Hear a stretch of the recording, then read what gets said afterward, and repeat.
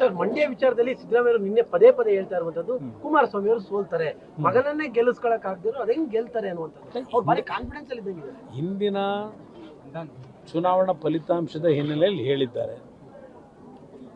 ಕಳೆದ ಬಾರಿ ಮಂಡ್ಯ ಕ್ಷೇತ್ರದ ಅಭ್ಯರ್ಥಿಯಾಗಿ ಕುಮಾರಸ್ವಾಮಿಯವರ ಮಗ ನಿಖಿಲ್ ಕುಮಾರಸ್ವಾಮಿ ಜನತಾದಳದ ಅಭ್ಯರ್ಥಿ ಆಗಿರಲಿಲ್ಲ.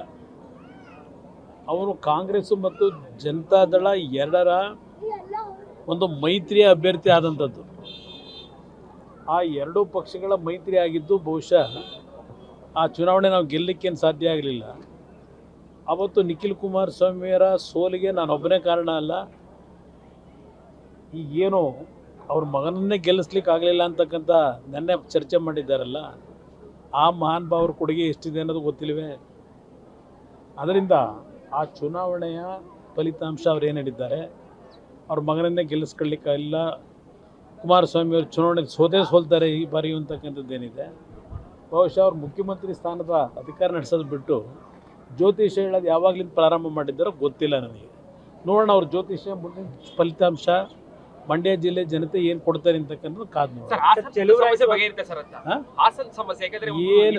ಏನು ಸಮಸ್ಯೆ ಇಲ್ಲ, ಒಂದು ಸಣ್ಣ ಪುಟ್ಟ ಗೊಂದಲಗಳಿದೆ, ಅದು ಇರಲಿ. ಅದೆಲ್ಲವನ್ನು ಸರಿಪಡಿಸಿ ಚುನಾವಣೆ ನಡೆಸ್ತಕ್ಕಂಥದ್ದಕ್ಕೆ ಕೆಲವರಲ್ಲಿ ಸ್ವಲ್ಪ ಅಸಮಾಧಾನ ಇರ್ತಕ್ಕಂಥದ್ದು ನಿಜ, ಸಹಜ.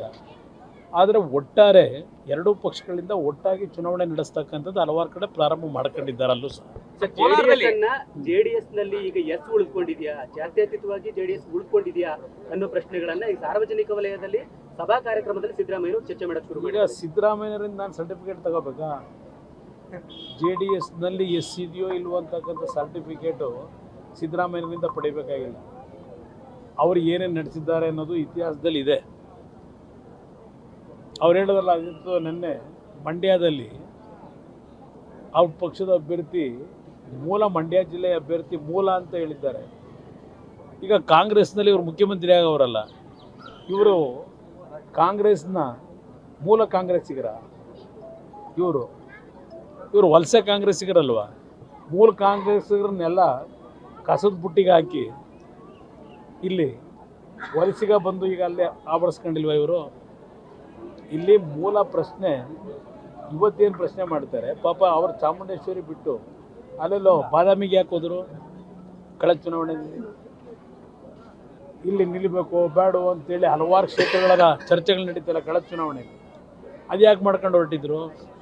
ನಾನು ಕನ್ನಡಿಗ, ಕರ್ನಾಟಕದವನು. ಕರ್ನಾಟಕದಲ್ಲಿ ಯಾವುದೇ ಕ್ಷೇತ್ರದಲ್ಲಾದರೂ ನಿಲ್ತಕ್ಕಂಥದ್ದಕ್ಕೆ ಜನ ಬಯಸಿದಾಗ ಇವತ್ತು ಪಕ್ಷದ ಒಂದು ಕಾರ್ಯಕರ್ತರ ಒತ್ತಡಕ್ಕೆ ಗೌರವ ಕೊಡ್ತಕ್ಕಂಥದ್ದು ನಾನು ನನ್ನ ಸಂಸ್ಕೃತಿಯಲ್ಲಿ ಇವತ್ತು ಅಳವಡಿಸ್ಕೊಂಡಿದ್ದೇನೆ ರಾಜಕೀಯಕ್ಕೆ ಬಂದಂತ.